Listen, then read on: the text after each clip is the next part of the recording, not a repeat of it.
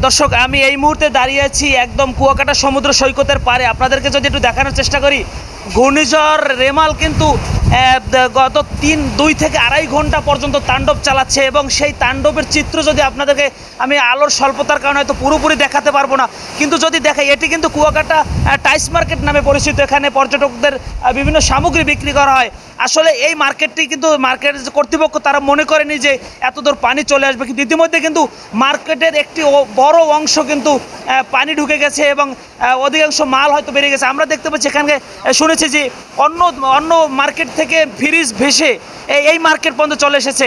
সমুদ্রে ফ্রিজটি নেমে গিয়েছিল, সেই ফ্রিজটিকে যদি আপনাদেরকে একটু দেখানোর চেষ্টা করি, এই ফ্রিজটি কিন্তু অন্য কোনো দোকানের, এখন পর্যন্ত এই ফ্রিজটির কোনো মালিক খুঁজে পাওয়া যায়নি।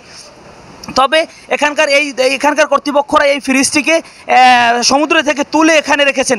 এবং আপনাদেরকে যদি আরও দেখানোর চেষ্টা করি, আমার সামনে ক্যামেরার সামনে আপনারা যাদেরকে দেখতে পাচ্ছেন, এরা এখানকার স্থানীয় দোকানদার। তারা কিন্তু দিনের বেলায় কেউ দোকানপাট সরায়নি। এখন রাতে যখন পানির তাণ্ডবটা বেড়েছে, এই মুহূর্তে যখন ঘূর্ণিঝড় রেমালের তাণ্ডবটা পুরোপুরি চলছে কলাপাড়ার কুয়াকাটা সমুদ্র সৈকত কেন্দ্রিক, তখন কিন্তু এখানকার স্থানীয় ব্যবসায়ীরা তারা এই মালামাল সরানোর জন্য এখানে এসেছে।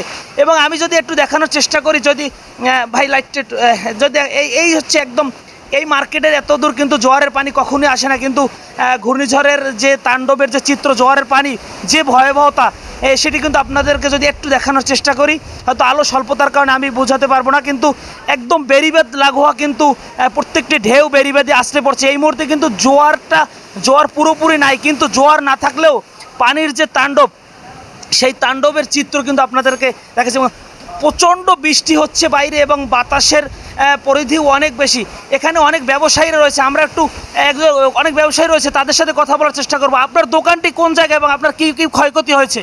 আমার দোকান এই পাশেই মালামাল নিয়ে গেছে, কিন্তু এই সাইডে যত দোকান আছে জাবজব সব ভেঙে গেছে, অনেক মালামাল চলে গেছে, তারপর অনেক কিছুই ক্ষয়ক্ষতি হয়েছে। পানি ওদিক দিয়ে বাড়ি মারিয়ে ভিতরে সরাসরি চলে আসে, এই জায়গায় অনেক কিছু আসলে চলে গেছে, সমুদ্রে নিয়ে গেছে, তার দোকানের মালামাল নিয়ে গেছে, দোকানের মালামাল নিয়ে গেছে, কিন্তু তাক শোকেস ভেঙে গেছে অনেকগুলো।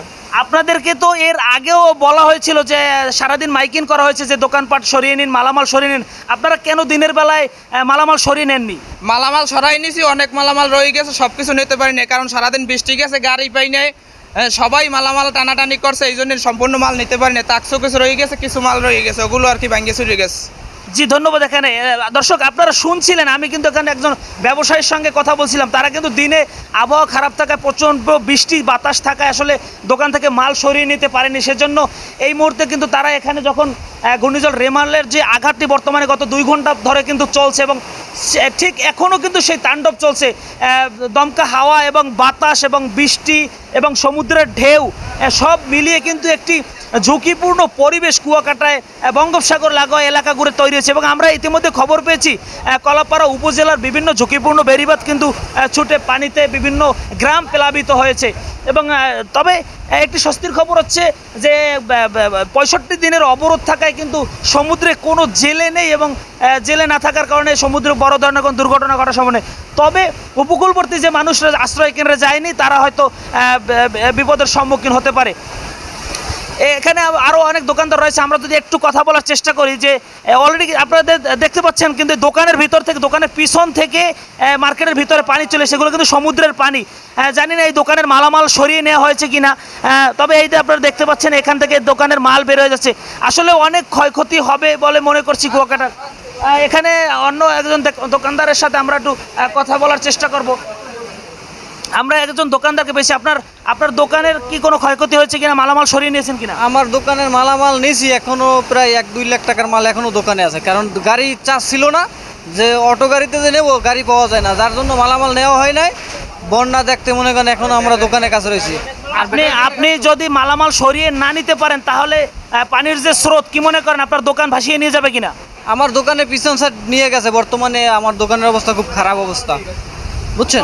কতগুলো দোকান ক্ষয়ক্ষতির সম্মুখীন হয়েছে? আমাদের এখানে দোকান আছে প্রায় 30টার মতো, আমাদের এই মার্কেটে। আবার অন্য সাইডে আরও দোকান আছে আমাদের থেকে আরও। মোট কতটি বেড়িবাঁধের বাইরে কতটি দোকানের ভিতরে পানি এবং ক্ষয়ক্ষতি হতে পারে মনে? আনুমানিক 2 থেকে 300 দোকান আছে মিনিমাম। জি ধন্যবাদ আপনাকে। দর্শক শুনছিলেন যে এই মুহূর্তে বেড়িবাঁধের বাইরে যে ক্ষুদ্র ব্যবসায়ীরা রয়েছে, তারা কিন্তু দিনের বেলা অনেকেই মাল সরিয়ে নিয়েছেন, আবার কেউ নেয়নি। যারা নেয়নি তারা কিন্তু এই মুহূর্তে এই মুহূর্তে মাল সরিয়ে নেওয়ার চেষ্টা করছে, কিন্তু বাতাসের তীব্রতা এত বেশি যে দোকান থেকে মাল বের করে কিন্তু রাস্তায় নিয়ে যাওয়া সম্ভব হচ্ছে না, এবং বৃষ্টিতে ভিজে মাল নষ্ট হয়ে যাবে। এখন বিষয়টি এখানে দোকানে থাকতেও দোকানে সমুদ্রের পানি ঢুকে কিন্তু মালগুলো বের করে নিয়ে যাচ্ছে, এবং তারা একটি বিপদের মধ্যেই পড়েছে। কিন্তু যদি তারা প্রশাসনের কথা শুনতো, তাহলে দিনের বেলা যদি মালটি সরিয়ে নিত, তাহলে হয়তো এই বিপদের সম্মুখীন হতো না।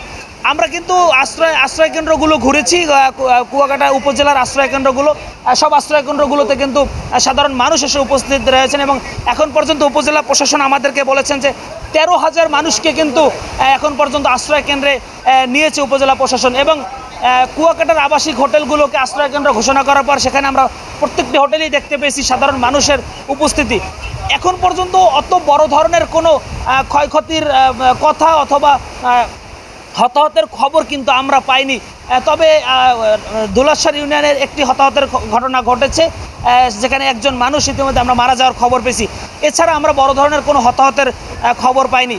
তবে এখানে এই মুহূর্তে আপনাদেরকে আরও হয়তো দেখানোর চেষ্টা করতাম, কিন্তু এখানে দাঁড়িয়ে থাকা একদম স্বাভাবিক হচ্ছে না, কারণ বাতাসের তীব্রতা, এবং আমি যে জায়গাটিতে দাঁড়িয়েছি এটি একটি টিনের মার্কেট। এখানে সমুদ্রের ঢেউয়ের বাড়িগুলো অনেক জোরে আসছে, হয়তো এখানে বেশিক্ষণ থাকলে কোনো বিপদে পড়ার সম্মুখীন হচ্ছে। তাই আমি চেষ্টা করবো আবারও এই সার্বিক পরিস্থিতি নিয়ে আপনাদেরকে জানানোর। তো এই ছিল আসলে মূলত আমার কাছে ঘূর্ণিঝড় রেমালের সর্বশেষ, পটুয়াখালীর কুয়াকাটা থেকে সমুদ্র সৈকতের পার থেকে রেমালের সর্বশেষ খবর। দর্শক, আমি ঢাকা পোস্টের মাধ্যমে আপনাদেরকে পরবর্তী আপডেট আবারও জানিয়ে দেওয়ার চেষ্টা করব। ধন্যবাদ সবাইকে। S M Almas, Dhaka post, Kuakata.